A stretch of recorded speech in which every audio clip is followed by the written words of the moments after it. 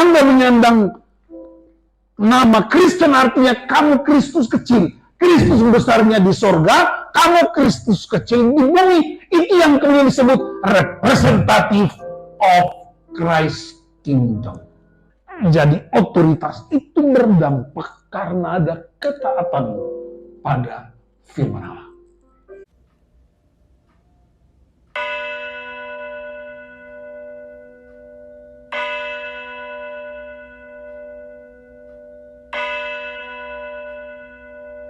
Shalom semuanya.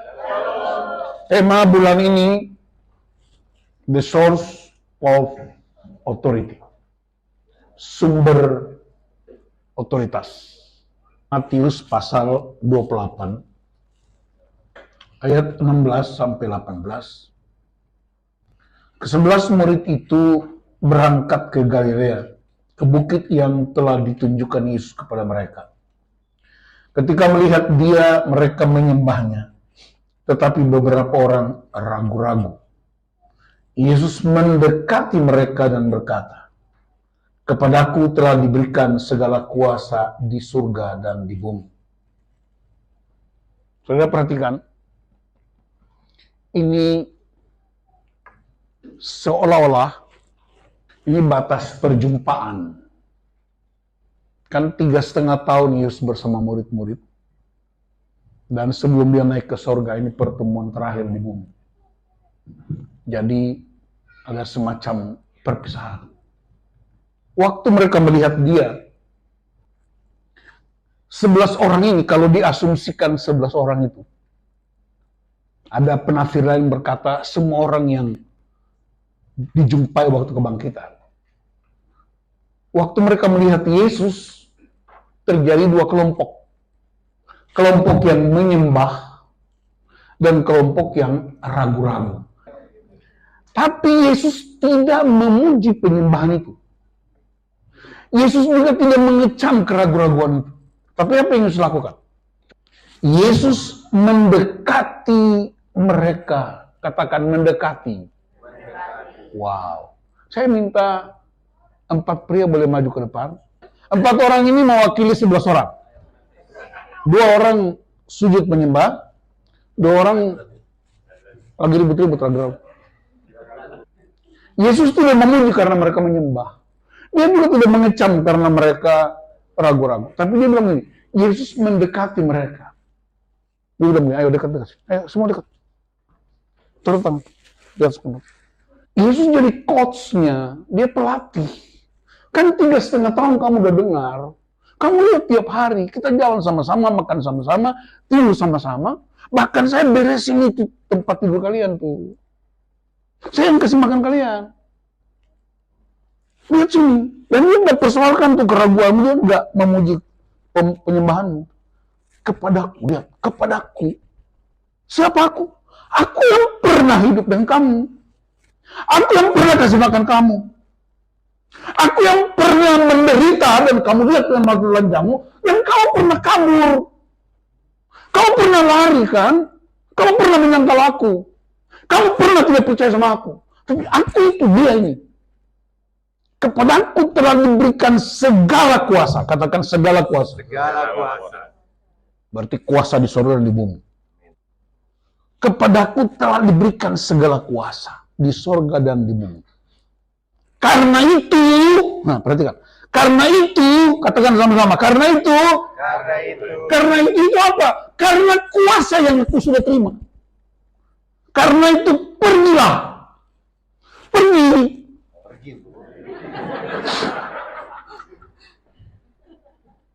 Nah, dan dia bilang, karena itu marilah. Kamu yang ragu-ragu belajar dong dari orang yang menyembah. Enggak begitu. Kamu yang udah menyembah jangan ragu-ragu lagi. Enggak. Ini Yesus tetap menghormati kedirian setiap orang. Kalau dia bilang, karena kuasa yang aku terima dari siapa? Dari Bapa. Siapa itu? Yang menciptakan langit dan bumi itu. Amin. Karena itu pergilah. Jadikan semua bangsa dan seterusnya. Kemudian kita sebut itu sebagai amanat agung. Dan orang bangga-banggain ayat itu. Tapi akhir sampai meninggal dunia, gak satu pun jiwa dia menangkan. Jadi saudara perhatikan ini, sumber otoritasnya Allah Bapa di sorga.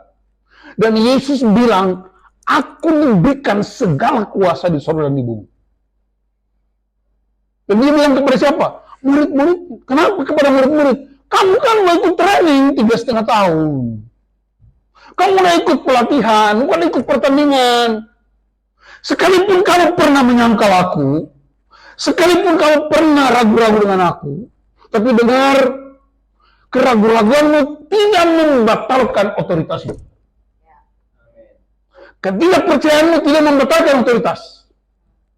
Dan kalau engkau tidak lakukan itu, orang lain bisa lakukan. Nah, sekarang kita bahas. Ada kasus menarik di Alkitab. Seorang pria bernama Simon dari Kirene. Saya ingin kita pelajari ini untuk mengerti prinsip kepadaku telah diberikan segala kuasa. Dan mengapa kuasa itu begitu dahsyat. Mari kita buka Markus pasal 15 ayat 21. Pada waktu itu, waktu Yesus sedang dalam perjalanan yang menuju Golgota, lewat seorang yang bernama Simon orang Kirene, ayah Alexander dan Rufus, yang baru datang dari luar kota, dan orang itu mereka paksa untuk memikul salib Yesus. Wow.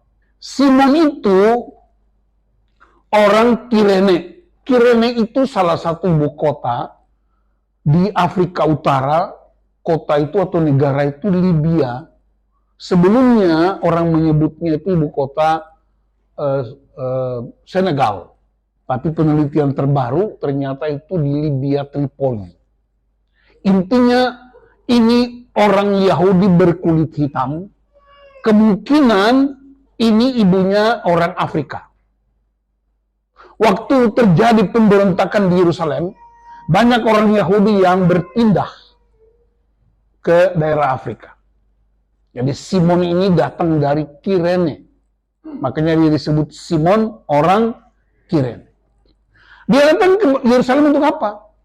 Orang Yahudi punya tradisi selalu merayakan Paskah.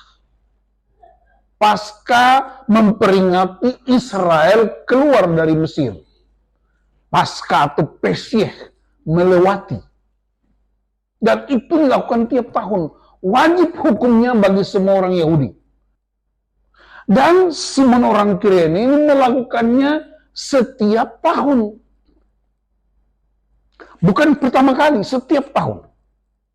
Dan ingat saudara, setiap hari ada saja orang disalibkan. Kenapa? Karena bagi pemerintahan Kekaisaran Romawi, salib adalah efek jera bagi mereka yang memberontak terhadap otoritas pemerintahan Kaisar Romawi. Saya usulkan sebenarnya waktu itu supaya orang-orang koruptor itu dipikul salib. Betul itu. Karena kalau di penjara kayaknya enggak ngejera. Harus pikul salib tuh. Nah, setiap hari orang Israel atau para pemberontak terhadap otoritas Kekaisaran Romawi itu disalibkan. Dan yang antar ke salib itu bisa keluarganya, prajuritnya 2-3 orang. Dan Simon tahu itu. Kenapa? Dia orang yang sering datang ke Bait Allah. Dia sering datang ke Yerusalem. Kali ini, saudara, salib yang satunya agak beda. Bedanya di mana? Yang pertama, ribuan orang ikut dalam arak-arakan penyaliban. Ada wanita-wanita yang menangis. Ada prajurit-prajurit serdadu yang pakai tombak lengkap. Ini pasti mengherankan. Ini peristiwa apa lagi nih? Tidak biasa seperti ini. Pasti ada yang luar biasa. Simon tiba-tiba dia ditarik seorang prajurit. Dan kepadanya ditaruh salib itu. Lihat ayat itu bilang apa? Dia paksa untuk memikul salib Yesus. Dan kenapa sih ambil? Saya kasih tahu 3 alasan. Alasan pertama, Simon itu orang kulit hitam. Bahasa aslinya Simeon orang Niger. Niger itu artinya berkulit hitam. Alasan mengapa Simon dipaksa pikul salib itu yang pertama, karena Simon orang kulit hitam. Di zaman itu kulit hitam identik dengan budak. Hai budak, ambil. Dan dia nggak bisa tolak. Kenapa? Ada lembing, ada senjata prajurit. Dan dia tahu kejahatan orang-orang Romawi itu. Alasan yang kedua kenapa dia pikul, dipaksa pikul, karena salib bagi kaisar itu efek jera. Dan salib tidak boleh gagal. Pemerintahan Romawi tidak mengerti salib menurut rancangan Allah. Bagi kaisar efek jera, bagi Allah ini pengasihan Allah untuk menyelamatkan dunia. Ini 2 visi yang berbeda. Satu penuh dengan hawa nafsu kedagingan, tapi satu penuh dengan kemuliaan. Karena itu salib tidak boleh gagal. Rancangan kaisar. Yang ketiga, saudara, Yesus itu ditangkap hari Kamis malam menurut Alkitab. Dia udah disiksa di situ. Kemudian dia dikasih masuk ke penjara bawah tanah. Kurang lebih 20 meter, yang sudah pernah ke Israel pasti tahu.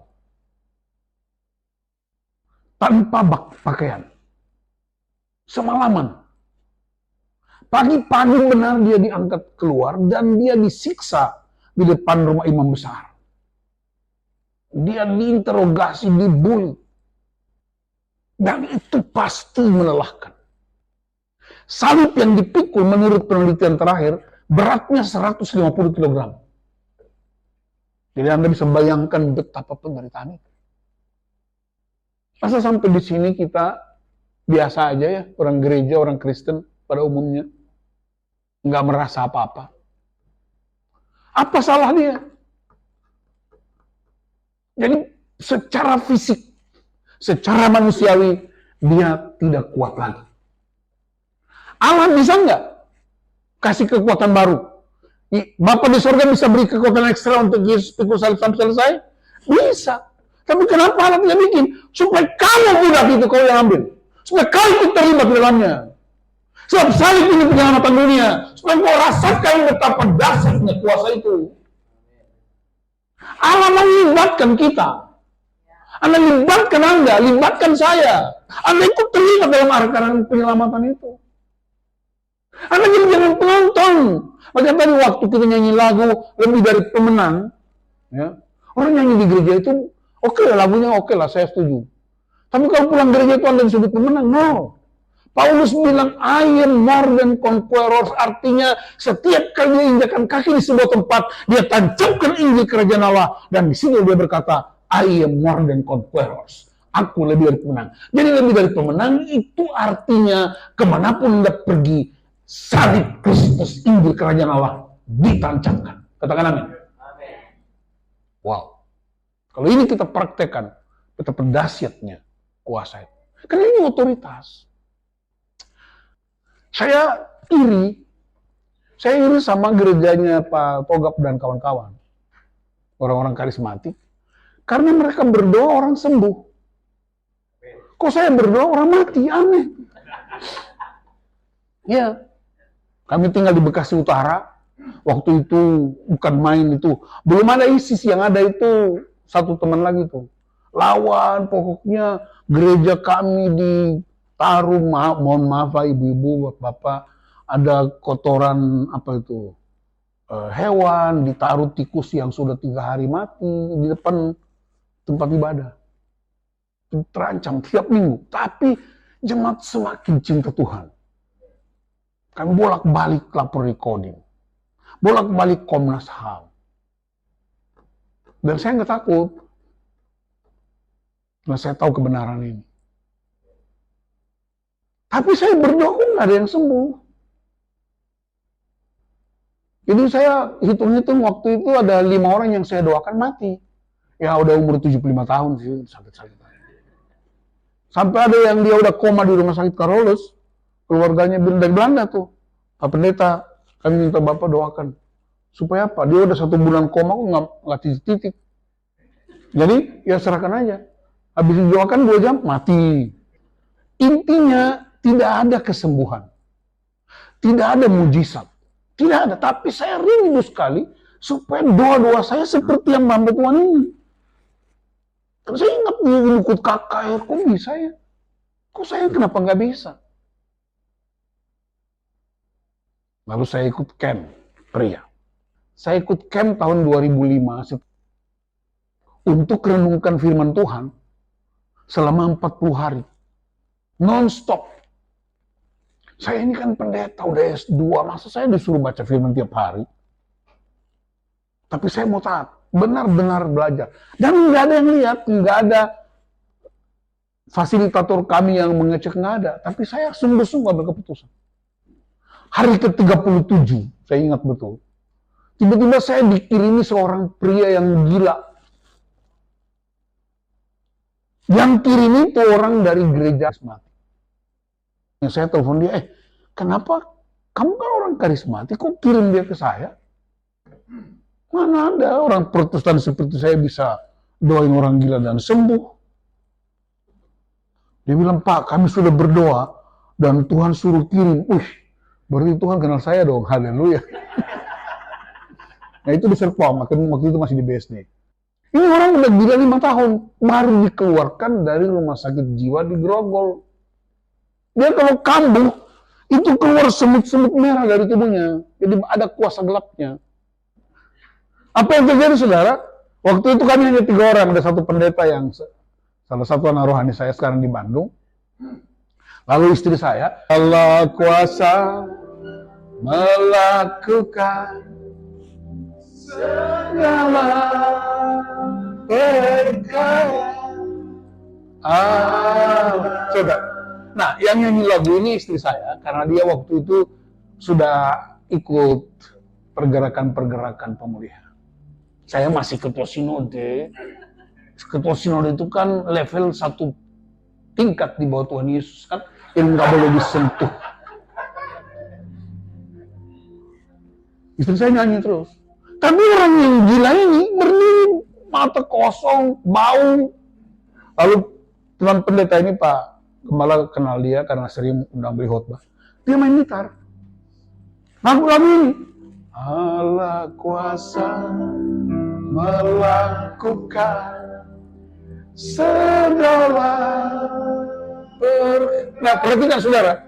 Waktu saya mendengar kalimat Allah kuasa melakukan segala perkara, saya juga tahu orang gila masuk di dalam segala perkara. Lalu saya mulai doakan. Saya tiru camp hamba-hamba Tuhan yang melatih kami. Dalam nama Yesus, saya perintahkan kuasa yang dekat tembok keluar. Sudah mau tahu apa yang terjadi? Mau tahu? Tidak terjadi apa-apa. Tapi nyanyi terus. Allah kuasa. Saya tahu dia nyanyi dengan pendeta itu dengan harapan ada mujizat. Saya juga berharap. Coba perhatikan ini. Allah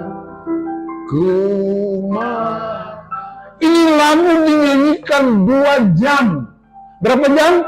2 jam. Itu udah perjalanan dari sini ke Bandung itu. Tiba-tiba pria itu terlempar.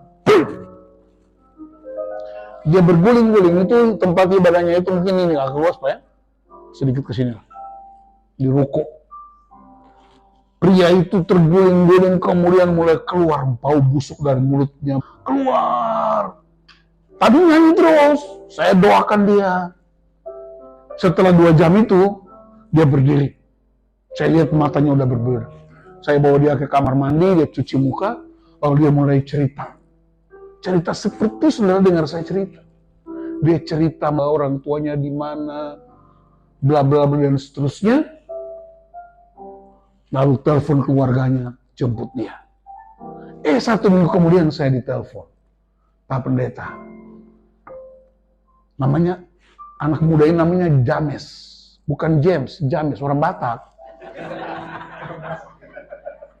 Kalau orang Inggris kan James. Kalau orang Batak, James. Saya masih ingat namanya James Sitohang. Saya ingat betul itu. Masih muda, kira-kira umur sekitar 35 tahun.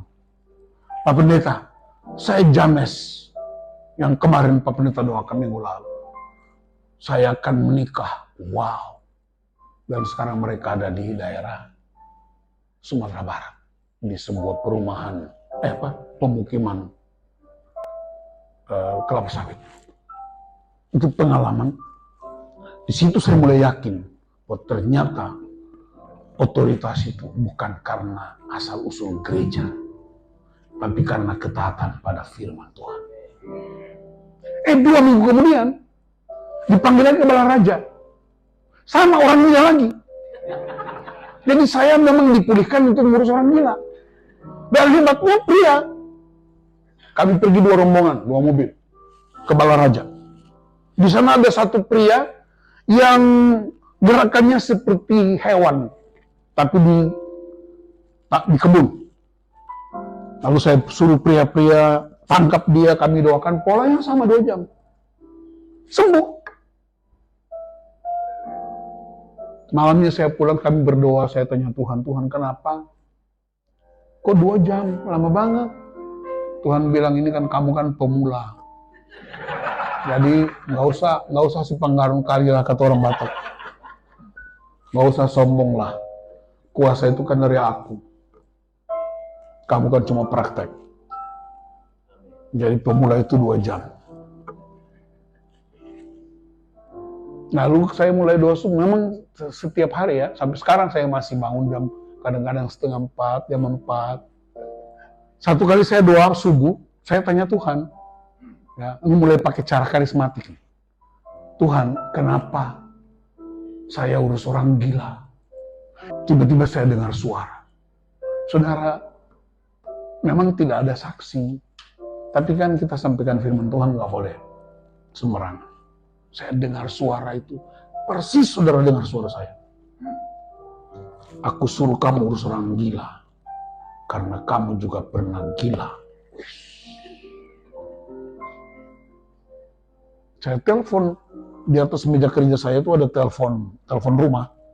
Saya mau telepon ke Ambon untuk cek papa. Waktu itu papa masih hidup, tahun 2005. Papa meninggal 2010. Saya mau tanya, benar nggak saya pernah gila? Tapi tiba-tiba semua nomor telepon yang 7 angka itu hilang dari ingatan saya. Baru saya ngerti, oh ternyata ini suara Tuhan.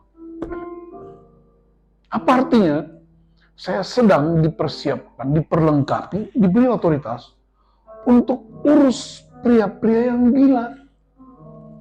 Karena ada 2 jenis pria yang gila. Yang pertama, benar-benar gila. Dan yang kedua, gila benar. Yang benar-benar gila itu ada di rumah sakit jiwa. Yang gila benar itu, ya separuh udah sembuh yang ada di ruangan ini. Gila hormat, gila istri orang, gila anak gadis orang, gila harta orang. Dan sejak itulah saya tahu, Tuhan persiapkan saya untuk mengurusi pria-pria supaya mereka sembuh. Dan sejak itu saudara, itu pernah sekali tahun 2000 berapa itu, saya terbang ke seluruh dunia ini, kurang lebih 153 kali terbang. Hanya ganti koper di bandara. Sampai pilot di jemaat kami bilang, Pak Pendeta terbang lebih banyak dari pilot. Hanya untuk urus ini pria-pria yang pernah gila ini. Sampai hari ini. Rahman! Karena sumbernya Allah, pria itu disebut sumber. Nah kalau pria sembuh, seluruh keluarganya pasti mengalami pemulihan. Bilang amin. Kenapa? Karena dia sumber. Saya tidak bilang wanita tidak penting. Wanita itu penting, yang tidak ada bagiannya. Nah saudara, jadi kesaksian itu untuk menunjukkan bahwa ternyata kuasa yang kita terima harus sepadan dengan ketaatan. Bilang amin. Ketaatan itu mendatangkan urapan, dan urapan untuk melakukan mujizat, dan mujizat supaya orang percaya kepada Yesus. Jadi tujuannya bukan mujizatnya, tujuannya bukan urapannya, tujuannya supaya Kristus dipermuliakan. Kalau kita ikut urut-urutan. Nah, perhatikan waktu Yesus pikul salib itu berat, secara fisik badannya udah lemah, tidak punya kekuatan ekstra. Dia terus diteriaki banyak orang. Orang-orang yang berteriak itu 5.000 orang yang makan 5 roti itu. Wanita-wanita yang pernah sembuh, pemimpin-pemimpin yang pernah dapat pengajaran, mereka ikut dalam arak-arakan berteriak salibkan dia, hanya karena takut terhadap kekuasaan kekaisaran Romawi. Jadi ketakutan itu akan menghancurkan seluruh fisik. Sekali lagi saya mau kasih tahu, ketakutan macam apapun tidak pernah menggagalkan otoritas dari Tuhan. Dan apa yang terjadi? Simon pikul itu salib. Simon, ya sekarang hari ini namanya Simon. Tunggu. Perhatikan, lihat. Simon itu dipaksa pikul. Yesus ikut karena dia yang jadi terdakwanya. Simon penasaran, Simon lihat ke belakang. Kenapa dia lihat Yesus? Kamu siapa? Aku tiap tahun lihat orang disalibkan, tidak sebanyak ini yang bawa. Kamu siapa? Aku nggak kenal kamu. Simon lihat ke sini. Yesus bilang apa? Kau nggak kenal aku, tapi aku kenal kau. Bilang amin. Perkataan itu keluar dari mana? Perjumpaan mata. Dari mana datangnya lintah? Dari sawah turun ke kali. Dari mana datangnya cinta? Dari mata turun. Simon, dia nggak boleh buang salib. Ada prajurit. Tapi mata mau ke belakang. Dan dia lihat Yesus yang sedang lunglai. Matanya memberi pertanyaan besar. Kamu tidak kenal aku. Tapi mata Yesus mau kasih tahu dia, aku kenal kamu. Kamu siapa? Kamu yang suka menyembah di bait Allah. Sekarang kamu ambil itu. Aku bisa selesaikan. Tapi kalau aku selesaikan penyembahanmu sia-sia. Nggak ada gunanya penyembahan itu. Penyembahan mesti dibuktikan dengan ketaatan di tengah-tengah penderitaan. Wow. Kasih tepuk tangan buat laki-laki satu. Dan Simon pikul sampai ke Golgota. Sampai di Golgota, Yesus disalibkan. Tidak ada satu orang pun, baik prajurit, baik pemimpin, baik murid-murid, tidak ada satupun yang berterima kasih kepada Simon. Dengar saya beritahu, pemberitaan Injil Kerajaan Allah, pemberitaan salib, dunia tidak menghormatinya. Tapi sorga tahu berterima kasih. Amin. Terjadi peristiwa luar biasa di salib itu. Apa yang terjadi? Simon lihat. Ternyata Simon bilang, aku sekarang mengerti siapa dia. Aku sekarang mengerti apa itu salib. Ini yang disebut perjumpaan dengan kuasa. Power encounter. Ini yang disebut berjumpa dengan kebenaran. Ini yang disebut berjumpa dengan kasih. Dan di salib itu kedengaran kalimat ini. Bapa, ampunilah mereka. Sampai di tingkat itu, sudah tahu apa yang terjadi? Buka Kisah 13 ayat 1-3. Pada waktu itu dalam jemaat di Antioquia, ada beberapa nabi dan pengajar, yaitu Barnabas dan Simeon yang disebut Niger, dan Lukius orang Kirene, dan Menahem yang Yasu bersama dengan Raja wilayah Herodes dan Saulus. Lanjut. Pada suatu hari ketika mereka beribadah kepada Tuhan dan berpuasa, berkatalah Roh Kudus khususkanlah Barnabas dan Saulus bagiku untuk tugas yang telah kutentukan bagi mereka. 3, maka berpuasa dan berdoalah mereka, dan setelah meletakkan tangan ke atas kedua orang itu, mereka membiarkan keduanya pergi. Balik ke ayat 1, perhatikan ada satu nama yang menarik. Dia bernama Simeon yang disebut Niger. Siapakah dia? Simon orang Kirene. Ketika dia berjumpa dengan Kristus di salib itu, dia ikut dalam arak-arakan penyaliban. Dia lari ke Antioquia, dan cerita di Antioquia pasal 11 ayat 26, untuk pertama kali pengikut Kristus disebut Kristen. Kata Kristen di zaman itu bukan agama. Kristen artinya Kristus kecil. Karena orang-orang yang hidup di luar kebenaran, ketika mendengar pemberitaan para nabi dan pengajar, mereka ambil keputusan radikal untuk ikut Yesus, percaya kepada Kristus, Tuhan dan Raja, lalu mereka mendapat semacam meledakan dari masyarakat. Lihat tuh, ini misalnya saya dengan Simon. Simon ini dengan Charles ini, katakanlah hidup mereka dulu kacau balau. Kami berempat. Tapi karena mereka dengar firman Tuhan, mereka bertobat jadi pria-pria yang luar biasa takut Tuhan. Mereka cinta Tuhan, cinta keluarga. Kami berdua yang belum mau bertobat, ledekin mereka. Lihat tuh Kristus kecil. Lihat tuh Kristus kecil. Nah, itu yang disebut Kristen.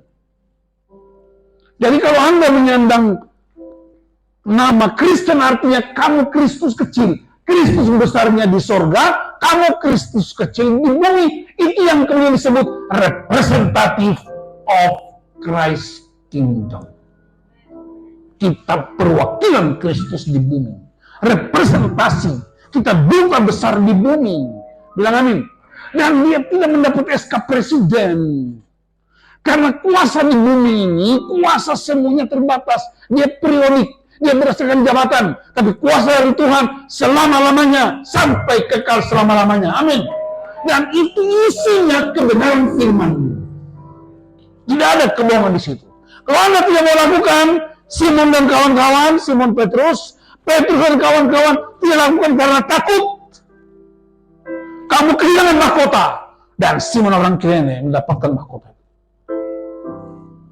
Ada yang bilang, Pak, tapi Simon dan Petrus dan kawan-kawan dapat juga setelah kebangkitan. Karena semua udah tenang, udah enak, udah pesta. Ini dalam situasi perang, kamu tinggalkan salib itu. Padahal kamu dapat pelajaran 3,5 tahun. Aku udah kasih tahu sama kamu akan pikul salib. Kamu akan menderita karena namaku. Tapi bagaimanapun juga perhatikan baik-baik. Sekalipun Petrus dan kawan-kawannya kabur, sekalipun mereka menyangkal, otoritas itu tetap.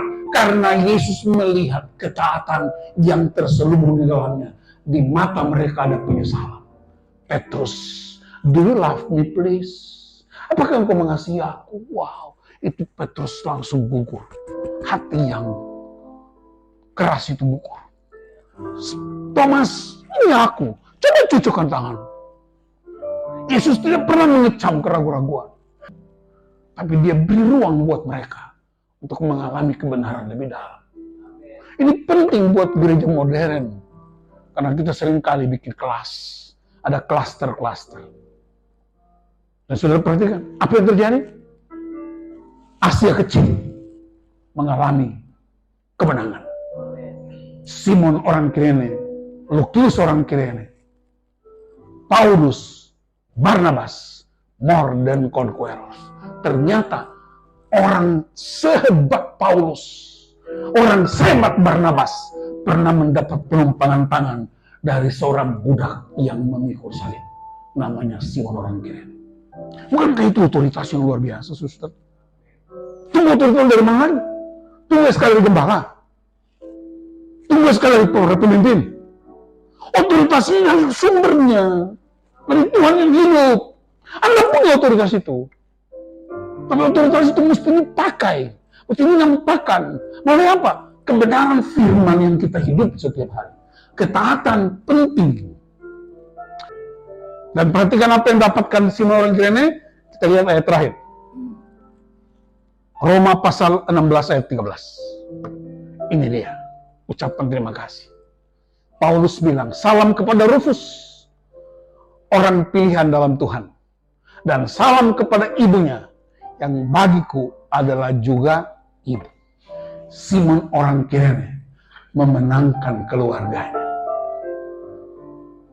Dia menangkan dua anaknya, Alexander dan Rufus. Dia juga menangkan istrinya. Bukan karena dia menyembah di Bait Allah. Bukan karena dia merayakan Paskah Israel. Tapi dia berjumpa dengan pribadi Yesus. Dia berjumpa dengan kuasa salib. Dia melihat darah itu mengalir dari salib itu.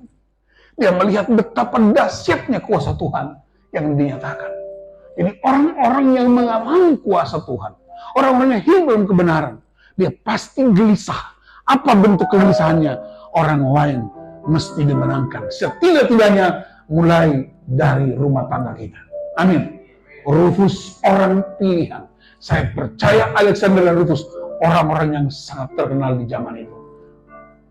Ibunya bahkan disebut Paulus sebagai ibuku. Simon orang Kirene tidak mendapat bunga, tidak mendapat piagam penghargaan, dia tidak mendapat mobil, dia tidak mendapat rumah, tapi dia mendapatkan sebuah salam ilahi dari Tuhan melalui hamba-hambanya. Salam kepada Rufus. Bayangkan kalau kita di rumah tiba-tiba seorang pampres datang. Panus, salam buat anakmu Kevin. Wih, siapa dia? Kok bisa dapat salam dari orang yang begitu besar hidupnya dan pengaruhnya? Bahkan istriku disebut ibuku oleh seorang rasul besar. Itu penghormatan yang tiada taranya. Hanya karena otoritas yang dimiliki. Paulus juga berjumpa dengan Kristus di pintu gerbang kota Damsik. Dan hidupnya mengalami perubahan yang luar biasa. Jadi poin dari source of authority ialah Allah sumber utama. Bilang amin. Dan ketika Yesus melakukan itu, Yesus berhak mengucapkan itu. Kenapa? Karena ketaatan dia. Sejak lahir di tempat yang hina, sampai tersalib, mati dan bangkit. Jadi otoritas itu berdampak karena ada ketaatan pada firman Allah. Itu sebabnya saudara perhatikan, waktu Yesus bangkit, dia nggak cari para pemimpin yang menyalibkan dia. Dia nggak cari orang-orang yang pernah salibkan dia. Dia nggak cari orang-orang yang bikin keputusan yang salah.